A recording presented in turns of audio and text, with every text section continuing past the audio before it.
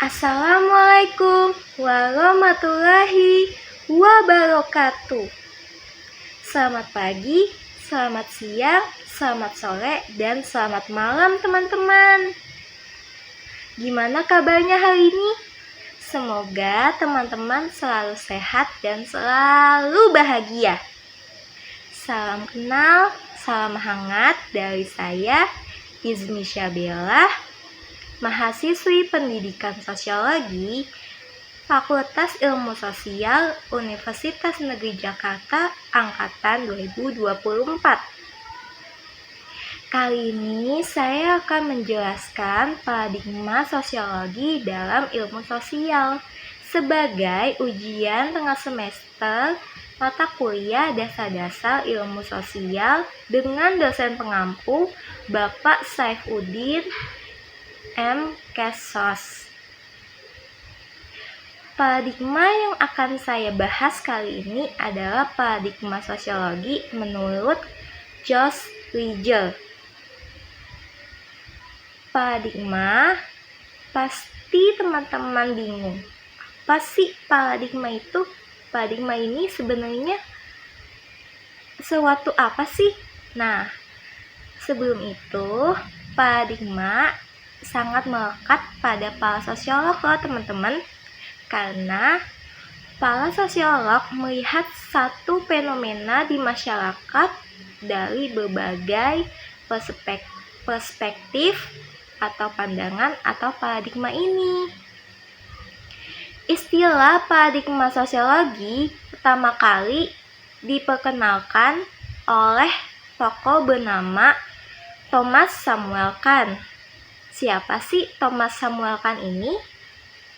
Thomas Samuel Kahn adalah fisikawan asal Amerika yang melalui bukunya berjudul The Structure of the Scientific Revolution pada tahun 1962 memperkenalkan istilah paradigma ini, yang kemudian dipopulerkan oleh Robert Friedrichs dalam bukunya yang berjudul Sociology of Sociology pada tahun 1970. Paradigma menurut Kahn adalah cara mengetahui realitas sosial yang dikonstruksi melalui cara pandang, pemikiran mendalam, sehingga menghasilkan sebuah pengetahuan teman-teman. Paradigma merupakan hal fundamental yang menciptakan pikiran berbeda antar ahli yang satu dengan ahli yang lain, serta menentukan apa yang harus dipelajari, pertanyaan apa yang harus diajukan, bagaimana pertanyaan-pertanyaan tersebut harus diajukan, dan aturan apa yang harus diikuti dalam menafsirkan jawaban-jawaban yang telah diperoleh teman-teman. Hal inilah yang membuat paradigma menjadi unit terluas dari konsensus atau kesepakatan ilmu pengetahuan yang menjadi pembeda antara satu komunitas ilmuwan dan ilmuwan yang lainnya. Misalnya, istilah fakta sosial ini bisa berbeda-beda loh teman-teman. Tergantung dari perspektif mana teman-teman melihat. Apakah dari perspektif sosiolog, psikolog, atau ilmu sosial lainnya. Kenapa istilah fakta sosial begitu beragam? Karena adanya paradigma. Kenapa paradigma sangat beragam? Menurut Riegel, ada beberapa faktor, yaitu kajian filsafatnya, teori yang digunakan, dan metodologi yang digunakan. Nah, hal inilah yang membuat paradigma sangat beragam, teman-teman. Dalam sosiologi sendiri memiliki beberapa paradigma, atau biasa disebut dengan paradigma ganda. Menurut Josh Riegel, paradigma yang ada memiliki banyak kajian teori metode analisa yang berbeda-beda. Dari banyaknya paradigma, Rijel secara garis besar membagi menjadi 3 paradigma yang mendominasi dalam ilmu sosiologi. Teman-teman tahu nggak apa aja sih 3 paradigma yang mendominasi ini? Kalau teman-teman belum tahu, dicatat dan disimak baik-baik. Oke? Nah, jadi paradigma yang pertama ada paradigma fakta sosial. Kalau teman-teman mendengar fakta sosial, pasti langsung terngiang-ngiang dengan satu tokoh ini. Ayo, siapa? Betul, Emile Durkheim. Paradigma fakta sosial ini lahir dari pemikiran Durkheim melalui karyanya yang berjudul The Rules of Sociological Method dan Suicide.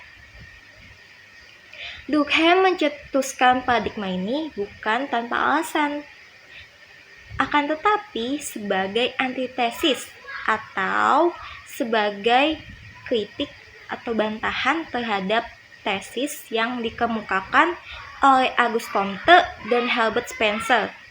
Pasti teman-teman sudah tidak asing lagi nih sama 2 tokoh yang satu ini. Pasti udah bestian lah istilahnya kalau anak zaman sekarang mah ya. Yang dimana Auguste Comte ini dan Herbert Spencer berpendapat bahwa dunia ide itu adalah pokok bahasan objek kajian sosiologi yang langsung ditentang atau dibantah oleh Durkheim melalui paradigma fakta sosial ini. Yang menurut Durkheim bahwa dunia ide atau ide itu hanya konsepsi pikiran atau hanya berada di pikiran individu atau manusia saja, bukan suatu yang dipandang sebagai objek kajian dalam sosiologi. Paradigma fakta sosial sendiri terdiri dari struktur sosial dan institusi sosial yang berpusat pada individu. Jadi, struktur sosial dan institusi sosial ini itu berdirinya masing-masing, bukan satu kesatuan. Nah, Durkheim juga mengatakan studi fakta sosial itu ada 2 bentuk, yaitu fakta sosial material dan fakta sosial non-material.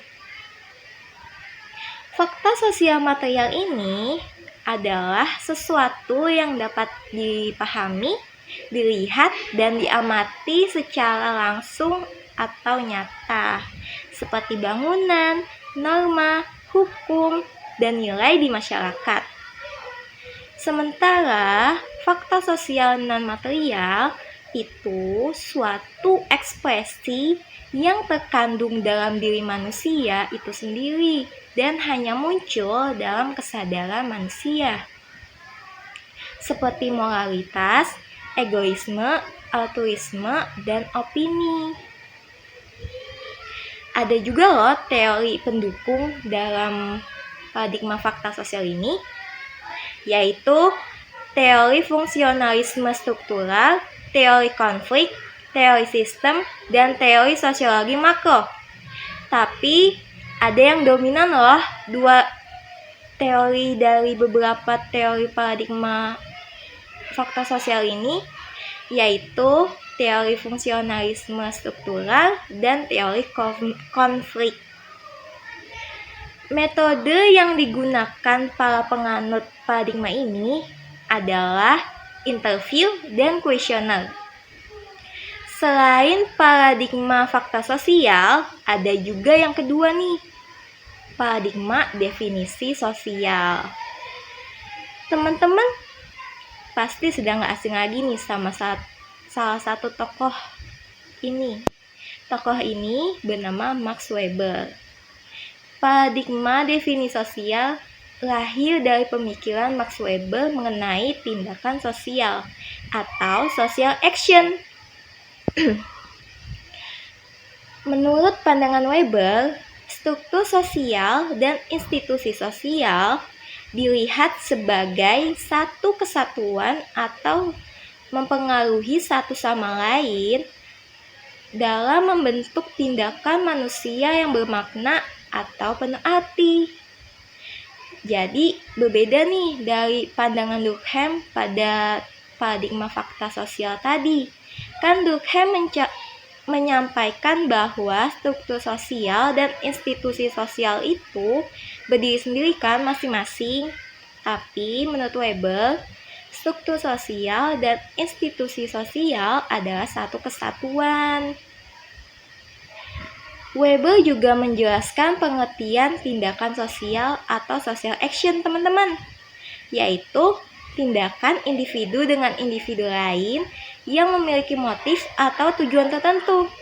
Jadi kalau teman-teman bertemu dengan bestinya di jalan atau temannya di jalan, kalau memiliki motif atau tujuan tertentu, teman-teman sudah melakukan yang namanya tindakan sosial atau social action. Ada juga loh teori pendukung paradigma ini, yaitu teori aksi atau bertindak, teori fenomenologi, teori interaksionisme simbolik, dan teori etnometodologi. Selain itu, metode yang digunakan dalam penganut paradigma ini adalah observasi. Nah, yang ketiga atau yang terakhir adalah paradigma perilaku sosial. Paradigma ini mengacu pada karya seorang psikolog Amerika yang bernama Bruce Frederick Skinner, yang dalam bukunya berjudul Beyond Freedom and Dignity pada tahun 1971. Menurut Riegel, Skinner mencoba menerjemahkan prinsip-prinsip psikologi aliran behaviorisme ke dalam sosiologi, yang dimana langsung dibantah atau dikritik oleh Riegel karena ilmu sosiologi tidak bisa menjadi ilmu yang mandiri karena akan menjadi turunan dari ilmu filsafat. Namun kenyataannya ilmu filsafat dan ilmu sosiologi itu saling berkaitan. Contohnya, bahasa yang digunakan pada ilmu sosiologi terdapat bahasa ilmu filsafat. Selain itu, paradigma perilaku sosial terpusat pada hubungan antar individu dan hubungan individu dengan lingkungan. Jadi, paradigma ini pusatnya pada perilaku sosial individunya, teman-teman. Tapi kalau teman-teman masih bingung nih, apa sih perbedaan dari ketiga paradigma tadi? Pasti pusing banget dengerinnya. Gimana sih sederhananya? Nah, sederhananya gini teman-teman.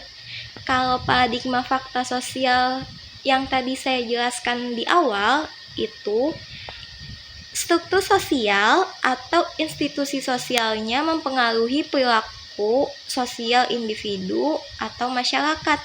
Tapi masing-masing nih terpisah antara struktur sosial dan institusi sosialnya. Berbeda nih dengan paradigma definisi sosial, yang dimana struktur sosial dan institusi sosialnya menjadi satu kesatuan yang saling mempengaruhi, sama-sama mempengaruhi lah istilahnya perilaku sosial individu atau masyarakat.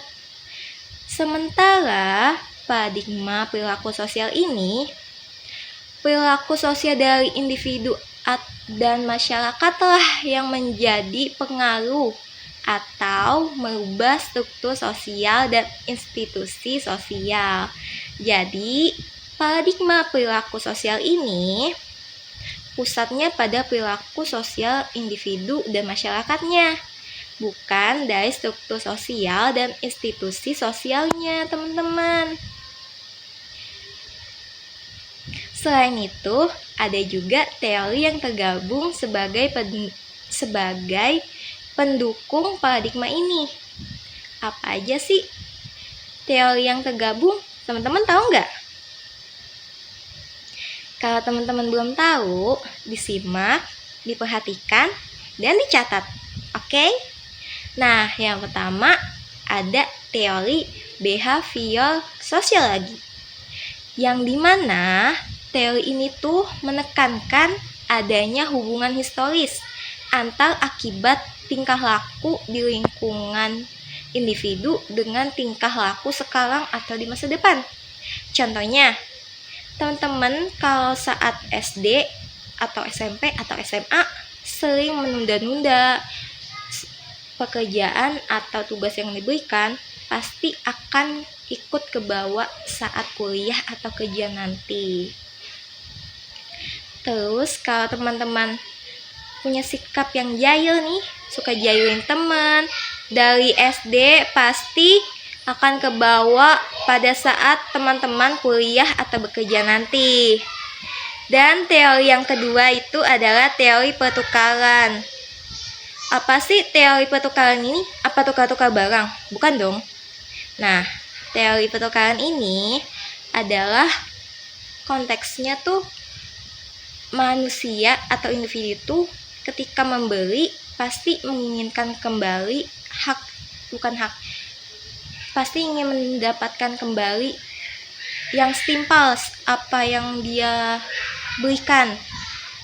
Secara garis besar ada 5 proporsi pada teori ini, yaitu proporsi yang pertama, semakin sering individu melakukan suatu tindakan yang membawa keuntungan atau manfaat, maka individu itu akan mengulang kembali tindakan tersebut di masa depan. Contohnya gini, kalau teman-teman merasa di masa lalu telah melakukan tindakan yang menurut teman-teman nih nguntungin nih buat gue atau bermanfaat buat gue, pasti teman-teman akan melakukan hal tersebut di masa depan untuk memperoleh keuntungan atau manfaat yang sama. Dan untuk yang proporsi yang kedua, jika di masa lalu teman-teman mendapat stimulus atau rangsangan yang sama, yang dimana teman-teman mendapat ganjalan positif seperti pujian, maka kemungkinan besar teman-teman akan mengulangi atau meng-copy paste tindakan tersebut di masa depan. Jadi misal kalau teman-teman nih di masa lalu mendapatkan pujian karena membantu seseorang atau hal baik lainnya, pokoknya teman-teman tuh mendapatkan ganjaran yang positif atau pujian lah, pasti teman-teman akan mengulangi tindakan yang sama, meng-copy paste tindakan tersebut di masa depan. Untuk proporsi yang ketiga, yaitu semakin tinggi apresiasi yang teman-teman dapatkan, maka semakin tinggi juga nih keinginan teman-teman mendapat perlakuan atau apresiasi yang sama secara berulang-ulang. Contohnya, kan tadi teman-teman kan di masa lalu mendapatkan ganjaran atau apresiasi kan? Pasti kalau teman-teman sudah mendapatkan apresiasi, teman-teman pasti ingin lagi.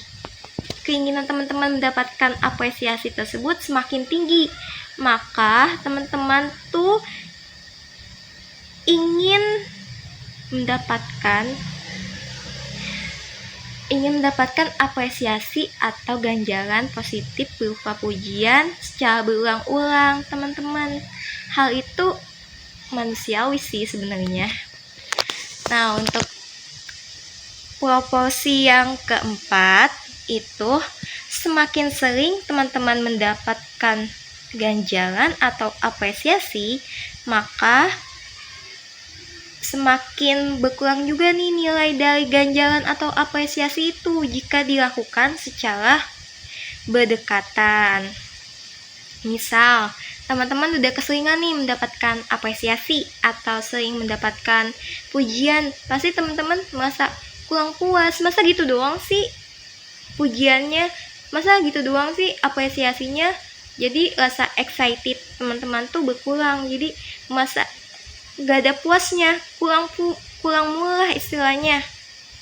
Nah, hal ini juga mempengaruhi proporsi yang kelima atau yang terakhir, yaitu jika seseorang tidak mendapat ganjaran atau apresiasi yang diharapkan dan malah mendapat hukuman atau sanksi, akan membuat individu menjadi kecewa dan tidak akan mengulang kembali tindakannya di masa depan.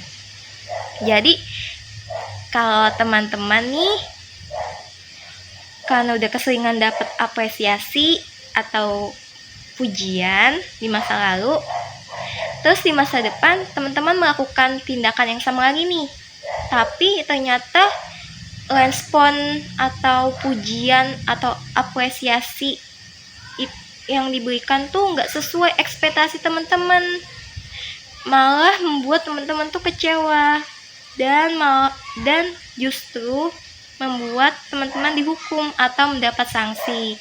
Hal inilah justru membuat teman-teman enggan atau tidak akan melakukan tindakan yang sama di masa depan. Seperti itu teman-teman. Terus ada juga loh metode yang digunakan dalam paradigma perilaku sosial ini, yaitu kuesioner, interview, dan observasi. Metode yang digunakan ini gabungan dari kedua paradigma yang sudah saya jelaskan di awal. Tapi pada kenyataannya para penganut paradigma ini menggunakan metode eksperimen pada saat praktek di lapangan. Loh, kok tiba-tiba metode eksperimen? Dari mana nyambungnya ya? Teman-teman pasti bertanya-tanya kan? Nah, kenapa sih kok tiba-tiba metodenya jadi eksperimen? Hal ini karena variabel penelitiannya itu lebih ke individual dan psikologis. Jadi membutuhkan metode eksperimen biar nyambung atau klop lah. Nah, dari pembahasan atau perbincangan kita tadi, kita udah berbincang-bincang nih, apa itu paradigma, apa aja sih paradigma menurut Josh Wijel ini. Kita sebagai anak yang belajar sosiologi, ketika menghadapi atau melihat suatu fenomena di masyarakat, harus melihat dari perspektif atau sudut pandang atau paradigma yang berbeda-beda. Jangan seperti kacamata kuda yang hanya melihat dari satu sudut pandang atau satu paradigma aja, tapi harus seperti mata soang atau mata bebek. Kan matanya di kiri ya, matanya kan di samping-samping ya teman-teman kalau nggak salah. Jadi lebih luas gitu loh pandangannya ketika melihat fenomena di masyarakat.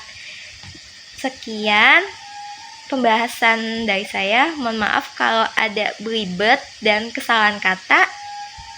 Wassalamualaikum warahmatullahi wabarakatuh. Dadah teman-teman semua.